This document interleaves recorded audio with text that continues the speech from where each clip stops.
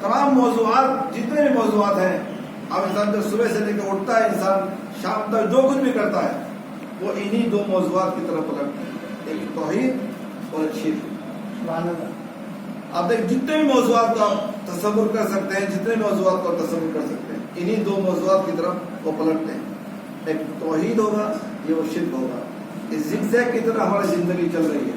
ایک سڑک ہے، سڑک پہ آپ سیدھی سڑک جا رہی ہے، گڈھا آ گیا، پانی آ گیا، کیچڑ آ گئی، ہم فوراً دوسری طرف مڑ گئے، صحیح راستہ آ گیا، پھر ہم سیدھے چلنے لگے، پھر کیچڑ آ گئی، پھر ہم تھوڑا بچ گئے۔ اسی طرح ہماری زندگی ہے، ہم کام انجام دیتے ہیں یا تو شرک کی طرف جاتے ہیں تو تھوڑا اپنے راستے کو ذرا کچھ موڑ لیں گے، صحیح راستہ آ گیا، پھر آگے بڑھ جائیں گے توحید کی طرف۔ ہم زندگی میں صبح سے کچھ ہم نے کام کیا، باپ کی طرف نے غلط نگاہ ڈالی تو ہم شرک کی طرف چلے گئے، توحید کی طرف۔ پھر ہم تھوڑا آگے بڑھے، تھوڑا صحیح راستے پر ملا ہمیں، تھوڑا آگے بڑھ گئے، توحید کے راستے پہ آگے بڑھ گئے۔ پھر اگر آگے چلے اور آگے تو بچے کی طرف ہم نے صحیح تربیت نہیں کی، ڈانٹ دیا، غلط بات پہ ڈانٹ دیا تو ہم شرک کی طرف چلے گئے۔ تو جتنے بھی موضوعات ہیں محترم، ہم بزنس کرنے لگے، کوئی گراہک آیا، ہم غلط اس کے ساتھ ٹون سے بات کی ہم نے تو شرک کی طرف چلے گئے۔ صحیح سے ہم نے ناپ تول ہم نے صحیح سے انجام دیا، توحید کی طرف چلے گئے۔ تو ہماری زندگی بھی جیسے زگزیگ کی طرح ہے، اسی طرح ہمارے جو نامہ اعمال ہیں جو اوپر تک پہنچیں گے، جب پل صراط ہوگا، پل صراط میں بھی ہمارے پل صراط کو صحیح بنانا اور کج بنانا ہمارے ہی ہاتھوں میں۔ ہم اگر چاہیں گے تو بجلی رفتار کی طرح دوڑتے ہوئے نکل جائیں گے، ہم اگر چاہیں گے اور زگزیگ کی طرح کہیں لڑک گئے، کہیں گر گئے، اسی طرح کی زندگی ہے۔ جیسے ہم یہاں پر جی رہے ہیں اسی طرح پورے صراط پر ہم لوگ چلیں گے، کہیں لڑکیں گے، کہیں گریں گے۔ جب بھی وہاں پوچھا جائے گا تو نماز پڑھی نہیں پڑھی، فلاں دن کی نہیں پڑھی، نہیں گر جائیں گے۔ جہاں پھر ہم نے نماز پڑھی ہے، نماز شک پڑھی، کچھ بھی ہم نے کام انجام دیا، صحیح انجام دیا، پھر آگے بڑھ گئے۔ پوری زندگی ہمارے آپ دیکھیں، آپ صراط مستقیم کی طرف گزار رہے ہیں، لیکن اس میں بھی ہم یہاں کجی کے راستے پر چلے جاتے ہیں، ہمیں بھی نہیں پتہ چلتا۔ شرک ہم کتنا کرتے ہیں، وما یؤمن باللہ الا وهم مشرکون۔ بہت سے افراد ایسے ہیں کہ جو مومن ہیں، اپنا کو مومن کہتے ہیں۔ یہ کسی خطیب کا جملہ نہیں ہے، کسی شاعر کا شعر نہیں ہے کہ میرا عابد سے گزر جائے، نہیں، مطلب قرآن مجید ہے۔ وما یؤمن باللہ، اللہ سے ایمان کوئی نہیں لاتا۔ بہت سے لوگ ایمان لے کر آتے ہیں اللہ پر، لیکن وہ مشرکون، لیکن وہ لوگ مشرک ہیں۔ ایمان کب لے کر آتا ہے انسان؟ کہ جب پہلے مسلمان ہوگا، مسلمان کے دائرے سے اور ترقی کرے گا تو ایمان بنے گا۔ لیکن پروردگار کہتا ہے بہت سے لوگ تو اسلام لانے کے بعد جو ایمان لانے کا بھی دعویٰ کر رہے ہیں، وہ لوگ در حقیقت مشرک ہے۔ مشرک در ایمانی کے وہ مشرک نہیں کہ جو جسے کا ہاتھ لگاتے یا نجس ہو جاتے ہیں، وہ نہیں۔ شرک کی بھی دو قسمیں ہیں، جلی شرک ہے یا خفی شرک ہے۔ جلی شرک جس کا ہاتھ لگاتے ہیں نجس ہو جائے گا، سیدھا ہاتھ لگ کے تو۔ لیکن ایک خفی شرک ہے کہ جس سے آپ توبہ کریں گے تو آپ کی توبہ قبول ہو جائے گی، معافی ہو جائے گی۔ تو یہ جو شرک کی جو میں گفتگو کر رہا ہوں، وہ شرک جو ہے، شرک سے مراد وہ کوئی قبیلہ نہیں ہے، کوئی مذہب نہیں ہے، نہیں۔ ہم اور آپ بھی اپنی زندگی میں بہت سے صبح سے لے کر رات تک کام انجام دیتے ہیں کہ ہم مشرک بھی ہو جاتے ہیں، بہت سے ہم کبھی کبھی توحیدی بھی بن جاتے ہیں۔ صلوات پڑھیں بہت سے ایمان لانے والے وہ ہیں کہ جو شرک کرتے ہیں۔ آپ دیکھیں، اسی سے اندازہ لگائیں کہ ہمارا بچہ بیمار پڑ گیا، ہم گئے ڈاکٹر کے پاس، ہمیں شفا مل گئی، ہم کیا کہتے ہیں کہ ڈاکٹر صاحب آپ نہ ہوتے تو ہمارے بچے کی جان چلی جائے، آپ نے ہمارے بچے کی جان بچا دی۔ یہ مطلب شرک ہو گیا۔ اگر آپ غور فرمائیں تو یہ لفظ جو ہے وہ شرک ہو گیا۔ اگر آپ ڈاکٹر سے کہتے ہیں کہ آپ نے ہمارے بچے کی جان بچا دی، ڈاکٹر کون ہوتا ہے بچانے والا؟ اگر اللہ نہ چاہے تو ڈاکٹر کی کوئی حیثیت نہیں کہ اللہ ہی دوا کے اندر شفا پیدا کرتا ہے۔ یہ ہم کہتے ہیں اکثر موقعوں پر جب موت کا وقت آتا ہے تو یہ جملے سننے کو آتے ہیں، اکثر اوقات یہ عورتیں کہتی ہیں کہ بھئی اس بچے کی بھی موت کا وقت تو نہیں تھا، جوانی میں اٹھ گیا۔ آپ بتائیں گے کہ کب اللہ کو ماننا ہے، کب اس کا انتقال ہونا ہے، کب اس کو جینا ہے؟ جب پیدا ہوا تھا کہ آپ سے پوچھ کر پیدا کیا تھا؟ تو مطلب کتنے جملے ایسے ہیں۔ ایک واقعہ ہے کہ اکثر لوگوں پہ واقعہ کسی اور واقعے کے ساتھ بھی منسلک ہوا ہے، لیکن ایک یہ بھی واقعہ ہے اسی سے ملتا جلتا کہ دو دوست تھے، انہوں نے یہ سوچا کہ جب ہم میں سے کوئی مرے گا تو ہم خواب میں دوسرا آ کے بتائے گا کہ کیا حالات ہے تمہاری۔ تو وہ شخص جو مرا، ایک شخص جو کچھ سالوں کے بعد جا کے مرا، تو وہ دوست انتظار کرتا رہا کہ یہ میرے خواب میں آئے گا، کب آئے گا پتہ نہیں. تو وہ جب ایک زمانے کے بعد جب خواب میں آیا کہ بھائی تم کہاں تھے اتنے سال کے بعد تم مجھے دکھائی دیے وہ خواب میں، اور کیسی تمہاری حالت ہے وہاں پر؟ کہا کہ بہت بری حالت ہے، بہت مجھے اللہ نے گرفت میں لے رکھا تھا، بہت عذاب میں مبتلا تھا. کہ کس بات میں تم تو بھی نماز شب کے پابند تھے، بہت ہی متقی تھے، نمازی تھے، روزہ دار تھے، آگے کیا بات تھی؟ وہ کہتا ہے کہ تمہیں نہیں پتا، نہ اللہ پتہ نہیں کس بات پر، اگر میں توبہ نہیں کی ہے نہ جانے کس بات پر اللہ ہمیں گرفت میں لے لے، ہمیں بھی نہیں پتا. اگر تمہیں یاد ہے فلاں موقع پر ہم باغ میں تھے، بہت اچھی ہوا چل رہی تھی، بہت خوشگوار ہوا چل رہی تھی. کہاں واقعہ ہمیں یاد ہے، باغ میں تھے، ہم باتیں کر رہے تھے ہوا کے سلسلے میں، خوشگوار موسم کے سلسلے میں.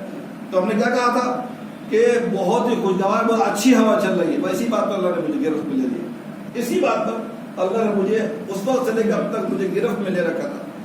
تو اسی بات کہ ہوا جو ہے بہت خوشگوار چل رہی ہے، بہت اچھی چل رہی ہے. اللہ نے مجھ سے سوال کیا کہ کب میں نے ہوا غلط چلائی ہے جو تو کہہ رہا آج ہوا اچھی چل رہی ہے.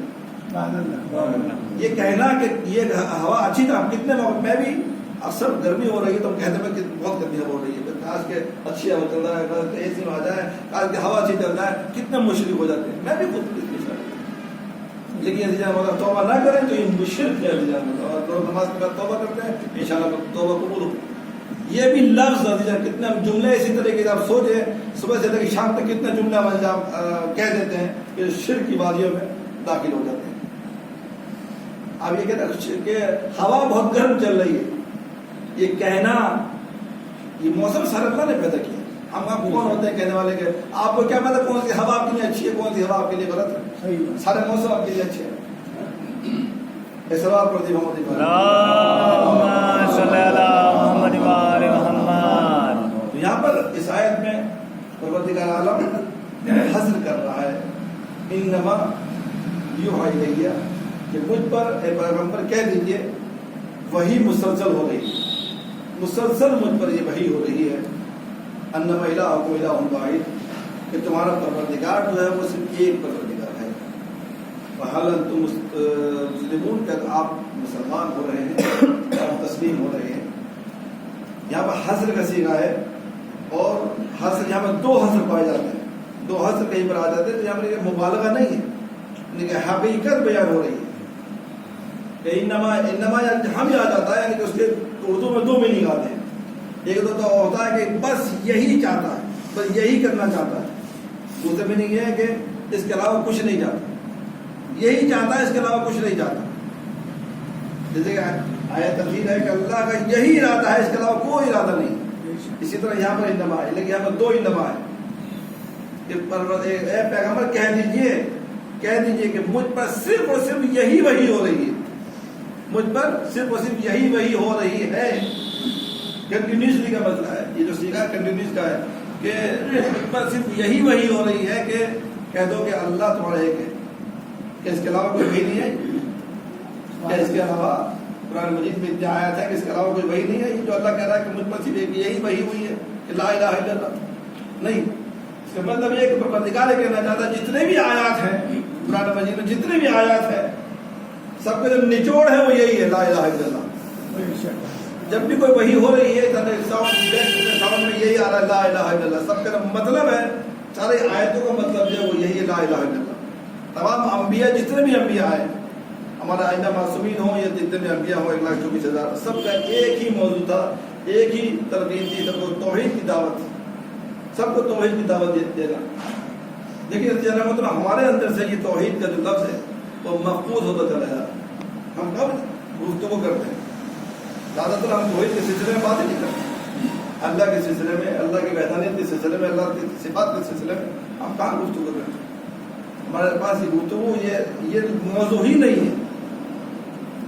لیکن پروردگار کہہ رہا ہے کہ وحی ہوئی نہیں ہے.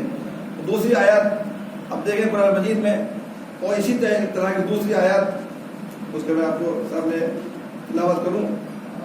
قل انما انا بشر مثلکم، کہ کہہ دو اے پیغمبر کہ میں تمہارے ہی جیسے ایک بشر ہوں. یوحی الیہ، مجھ پر، لیکن صرف مجھ پر وحی ہوتی ہے. تمہاری طرح انسانوں آنکھ کان ناک کا سب تمہاری طرح ہے، لیکن فرق کیا ہے کہ مجھ پر وحی ہوتی ہے. انما الہکم الہ واحد. پھر وہی بات کہ تمہارا پروردگار صرف اور صرف ایک پروردگار ہے.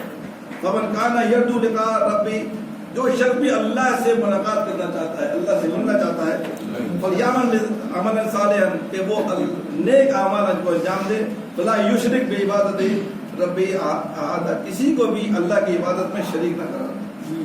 یہاں بھی ہم دیکھیں وہی بات، انما الہکم الہ واحد.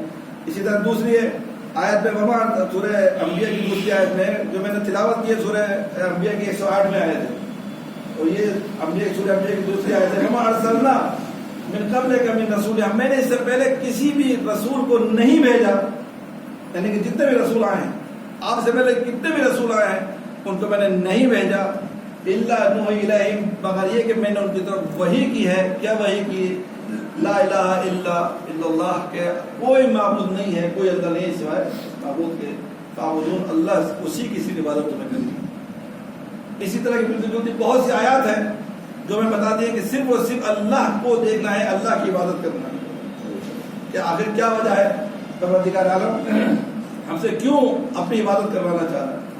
کیوں آخر کیا اللہ کو کیا غرض پڑی ہے کہ ساری کائنات اگر اللہ کی عبادت کرے گی کہ اللہ کو فائدہ پہنچے گا، یا ساری کائنات کافر ہو جائے گی، منع کرے گی کہ اللہ نہیں ہے، دوسرے بھی اللہ ہیں اس کی طرح کا، کہ اللہ کو کوئی نقصان ہوگا؟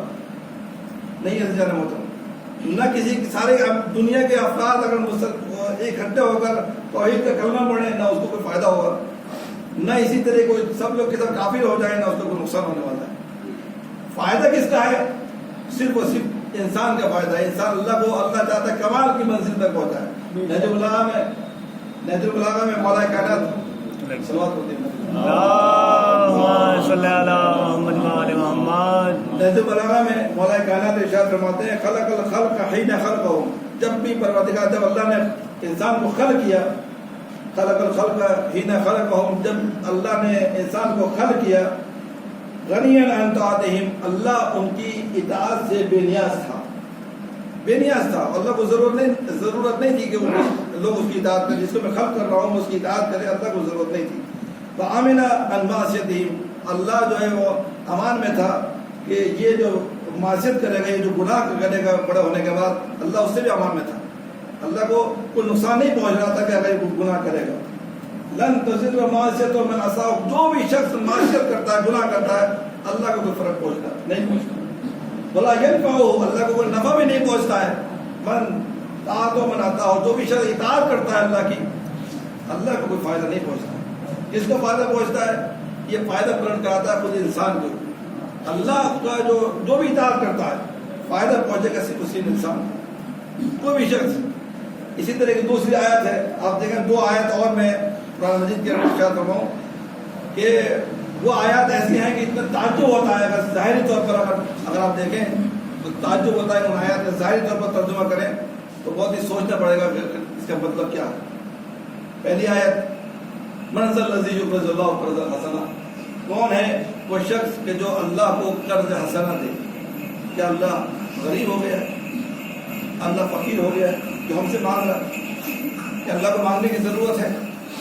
اللہ کو قرضے کی ضرورت ہے؟ نہیں ہے زیادہ مطلب. اللہ کہہ رہا ہے کہ ہمیں قرض دو.